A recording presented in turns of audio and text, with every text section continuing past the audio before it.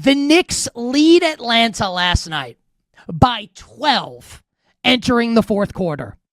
With and I mean this sincerely, as no disrespect to the Hawks, none. I wouldn't say this if the Knicks played the Celtics. I'm saying it because it's true in this instance. With the far superior team and lose. Outscored 28-15. 15 points in the fight. You'd think they're playing the 2000 Baltimore Ravens with how bad the offense was in the fourth quarter last night.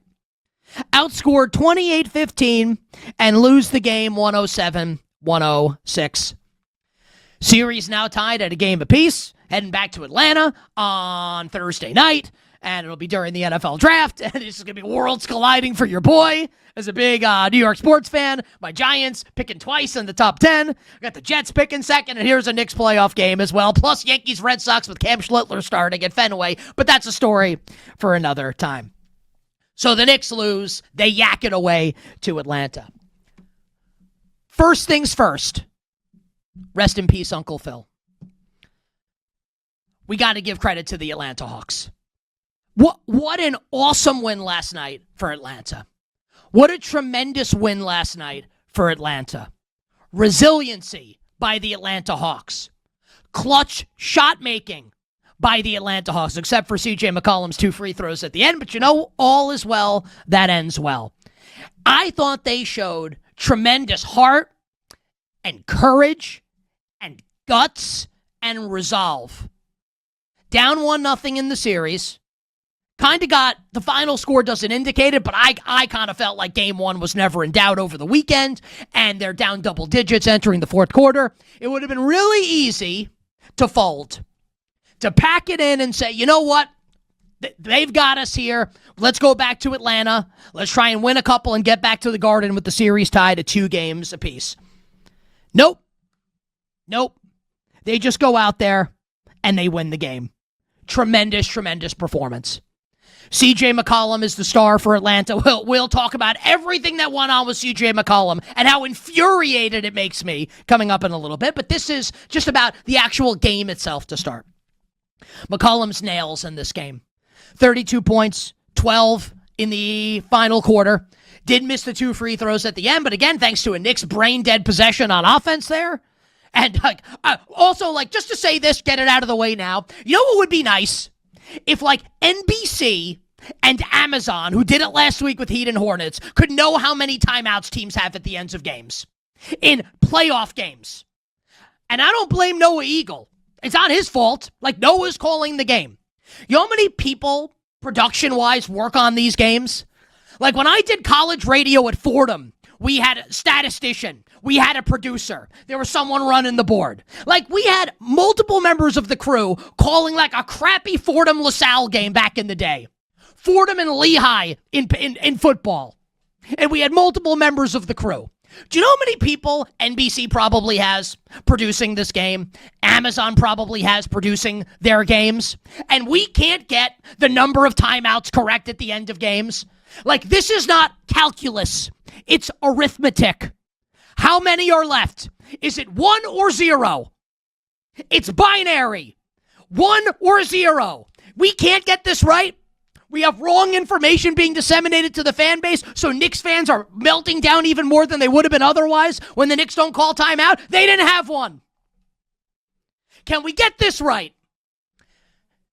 And as someone that's worked in radio production and sports production and TV production for a long time prior to doing this on the air, I do feel terrible for whoever made that mistake. But this ain't college radio. Got to get this right. Pathetic. It's as bad as it gets, and it's happened twice in a week, once on Amazon and once on NBC. And I think by and large, they do great jobs in the broadcasting of the games. Sincerely. I enjoy Amazon's broadcasts of the NBA. I enjoy NBC's broadcasts of the NBA. Can we get this right? How many timeouts are there? Is this so much to ask for? So CJ McCollum's great in the game. Jalen Johnson is making tons of big plays at the end of this game. And honestly, the third most important member of the Atlanta Hawks last night was Jonathan Kuminga. who not only was making big shots, but was literally pushing Karl Anthony Towns out of the paint at points on defense. And I'm sure Steve Kerr and the Warriors are watching Jonathan Kuminga last night wondering, did we miss the boat on this a little bit? Not that he's an all-NBA player, but I'll tell you, looked pretty useful last night. And I think you'll see more of Kuminga moving forward here. Less Dyson Daniels probably, more Jonathan Kuminga coming up in the rest of the series for the Atlanta Hawks. So we praised Atlanta, and Quinn Snyder's an awesome coach. Even though he went from looking like he was a Goldman Sachs executive, and now he looks like someone who's been high for 20 years straight with that hair and the glasses. He looks like he should be living on an island somewhere. I look at this guy and I'm like, what happened to Quinn? Does Quinn Snyder just hit the bong every day? God bless him. Guy's a great coach. Great job by Atlanta. Also, and I'm being fair, right? I have credited the Hawks up the wazoo. The Knicks blew the game. The Knicks blew the game. Now, it takes two to tango, right? So the Knicks can say, we see this in sports a lot, where one team tries to blow a game, and the other team says, you know what? We're good. You can still win. So the Hawks had to do their part. The Knicks opened the door, the Hawks had to walk through it. So credit to Atlanta for walking through the door. But damn it, the Knicks opened it. And if you don't think so, I don't know what game you were watching. And I call it like I see it. And I am a Knicks fan, but I'll tell you what, if I felt Atlanta trucked them, I would come on the air and say that. The Knicks absolutely blew this game. And we can assign blame to any number of places. How about the Knicks missing 10 free throws in the game, including 2 towards the end, consecutive by OG Anunoby? Ridiculous. 17 of 27 from the line. That ain't going to win you a playoff games, missing 10 free throws. We can talk about Mike Brown's legitimately insane lineups where I just think about this, right? I don't even want to do analytics. I don't care. PER, DVOA, spreadsheets. I don't give a damn about it. Let's use our brains here as sports fans. Do any of you watching or listening think it's a good idea for, in a playoff game, for Jalen Brunson and Karl Anthony Towns to not be on the court at the same time? 5-man lineup. Neither of the two best players are on the court for stretches of time. Does anyone think that's a good idea? Without knowing what the advanced statistics say. What does the calculator say? You put numbers into a spreadsheet. I don't care about any of that. Use your brains. Common sense, logic, reason. What does it dictate? That this is crazy. That it's ridiculous. And yeah, we can absolutely criticize Mike Brown's usage of timeouts. The timeout that he calls with under 3 minutes to play, when Jalen Brunson streaking to the basket where he's going to have a layup, you would have thought that Quinn Snyder called that timeout. This is a sci-fi movie, and the Atlanta Hawks have possessed Mike Brown's body, and Jalen Brunson's about to score a layup, and they call timeout. And then Mike Brown's like, what? I didn't call timeout. What just happened? He seriously called that timeout. What's he thinking? These are fair critiques. All of these things happening, all of them happening, lead to the anatomy of a collapse. And even with this, and this is why the Knicks blew the game, and why I think that's the case more than Atlanta won it, even if I'm crediting Atlanta. Because despite all of this, the Knicks still had a shot at the buzzer to win. And of course, here's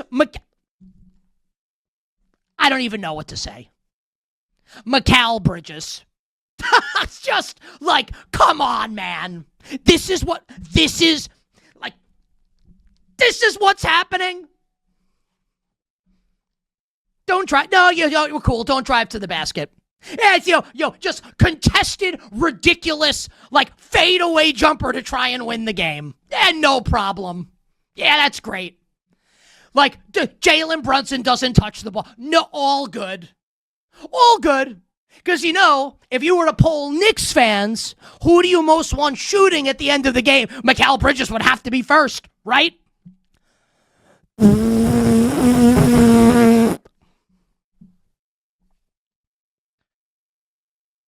And in the aftermath of this loss, we're all, we're sitting there, right? In the wreckage, in the pit of misery as Knicks fans. And I'm on social media. I'm watching the game and, obviously, and I'm watching post-game and I'm listening and I'm reading. And it feels like everybody wants to blame Mike Brown. And Mike Brown absolutely 100% deserves some blame for what happened last night. There is no question about it. No question about it. But I'll just say this. I'm not doing the whole, Tom Thibodeau have done that? Like, Tom Thibodeau presided over some bad Knicks playoff losses, okay? So I'm not willing to do that. Did they make the right move? I still think they did. I think Tibbs had to go, just like did they hire the right guy to replace him. So Mike Brown definitely deserves some blame. Here's what I would say to everybody, whether it's pundits in the media, whether it's basketball fans, whether it's you listening or watching. At what point do we collectively start to hold these players accountable? At what point does that happen? At what point do we say, hey, Jalen Brunson, who's a superb player, all NBA caliber, he's magnificent, he's tremendous, he's great. He's not Kobe Bryant. And the way he hogs the ball, and we talked about it last year in the playoffs, right? He thinks he's Kobe. Dribble, dribble, dribble, shot. Pass the ball, dude. You're not Kobe Bryant. Sorry. You're not Michael Jordan. And that's okay. He doesn't have to be Kobe to be great. He's great being himself. Stop trying to be Kobe Bryant. Pass the goddamn ball. We want to blame Mike Brown? Okay, he deserves some blame. Let me ask everybody this. Was Mike Brown the coach of the Knicks last year? Last year in the playoffs when the same BS was happening? Like, Tom Thibodeau was the scapegoat last year, and he should have been. And if the Knicks, I still think they'll win this series. I do think that they'll beat the Hawks. I don't think the season's over by any stretch of the imagination. But if they lose the series, Mike Brown's going to be the scapegoat. And this is like we talk about in the NFL, right, with the Bills and the Ravens. You're never firing the MVP quarterback. You're never trading Josh Allen or Lamar Jackson. Like, the Knicks are never going to trade Jalen Brunson if they lose this first-round series. He could go 0 for 69 in every game, and they're still not going to trade him. They'll fire Mike Brown. But you know what? Like, we did this once already. We scapegoated a coach already. They're going to do it again? Like, that's what this is? We're scapegoating the coach again? Last I checked, same players. Same players. At what point is it their fault? At what point do we start blaming them? Even while acknowledging that Mike Brown made some harebrained, insane decisions in this game. At what point do we blame the players? They scored 15 points in the fourth quarter against Atlanta. And, like, I say that kind of dismissively, And, like, this is what pisses me off, because I said for weeks leading up to the first round, what the Knicks should do is try and get the 4 seed, right? So they can play Detroit in round 2 instead of Boston. And as it turned out, like, the Cleveland Cavaliers right now are basically, like, they're in St. Bart's instead of playing the Toronto Raptors. They're on vacation. Like, these games aren't even happening against the Raptors. Jamal Shed is starting for Toronto because Quickly's hurt. He can't score. Brandon Ingram, like, you want to talk about someone who looks like he hits the bong 24/7. Brandon Ingram can't make a shot. Are these games actually happening? Or is this like it's like a 2K and you simulate it to the end of the series and Cleveland wins? Like, the Cavaliers have a first-round bye while the Knicks are now in a knockout, drag-out fight against the Atlanta Hawks. Who could have predicted it? Oh, me. I said it. I said it. The whole thing's infuriating. Now I want to take a breath. I'm pissed because it's insane. It's one thing to lose. And look, like, we're all sports fans, right? You watch your favorite team. I think it's fair if I say there are different ways to lose, and some are more annoying and aggravating than others. Fair or unfair? Last night's loss falls under the umbrella of exceptionally aggravating. Like, it's one thing if the Hawks just kick their ass and they're leading from pillar to post. It's another thing when you're up by 12 going into the fourth quarter at home with the better team and you lose. With all these insane things happening on the way there. I do think the Knicks will still win the series. I do think that. I think they'll win Game 3 on Thursday night. Brunson took responsibility after the game, says he needs to do a better job circulating the ball. I think they'll be okay. Also, like, can Karl Anthony Towns do something? One shot in the fourth quarter. What goes on? Like, it's like you feel like you're on drugs watching this. Except, like, if you do drugs, it's supposed to be a pleasurable experience. This is miserable. Don't do drugs, kids. Just saying. I don't even know what to say. I still think they'll win the series, but I'll tell you what. It doesn't give you a ton of confidence if it is, in fact, Knicks Celtics in round 2. Atlanta Hawks guard CJ McCollum, who the crowd at Madison Square Garden last night decided to elevate to villain status. I am a lifelong New York Knicks fan. I've been watching this team since 1990. 1990. Never seen them win a championship, which is okay. Lots of fan bases haven't seen their team win a championship. I'm just saying. I've been doing this a long time. I'm not a Johnny-come-lately Knick fan. I didn't start watching with Carmelo Anthony or Amari Stoudemire or Jalen Brunson. I've been watching since the early days of Patrick Ewing and Anthony Mason and the X-Man and John Starks and Derek Harper and company. The New York Knicks have become the single most embarrassing fan base in all of sports. Emanating loser energy. The loser energy is oozing out of the pores of so many fans at Madison Square Garden, like beads of sweat. Absolute losers. Losers. It's a shame and it's an embarrassment what New York Knicks fans have been reduced to. First off, the fact that Knicks fans are still chanting F Trae Young when the Knicks play the Hawks. Newsflash, idiots. Trae Young's on the Wizards. He's not even on the Hawks. It's not cute. It's not funny. It's stupid.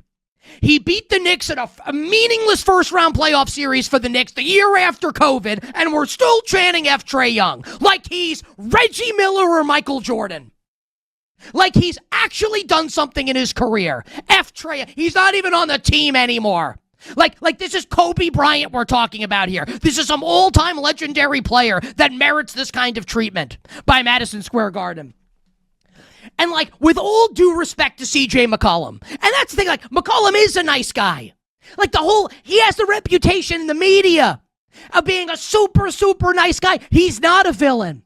The fact that, like, why? We're chanting F-U CJ, and they don't, it ain't the sanitized version. They're giving you the hard F word. F-U CJ? Why? Because he had a good game? So now, like, anyone who has a good game at the Garden against the Knicks in the playoffs, like, the fans chant F you at him, turn him into a villain? Like, we need this manufactured bull crap? Like, we're some curtain-jerking jabroni franchise? We are the New York Knicks. And I know we haven't won in 53 years. I understand. I get it. Trust me. I'm a Knicks fan. I get it. But the fact that we're carrying ourselves like we're like some loser franchise is unbelievable to me. F-U CJ. Do you understand how pathetic that is? CJ McCollum has played the majority of his career in the Western Conference. He is a good and at points has been a very good player. He is not a great player.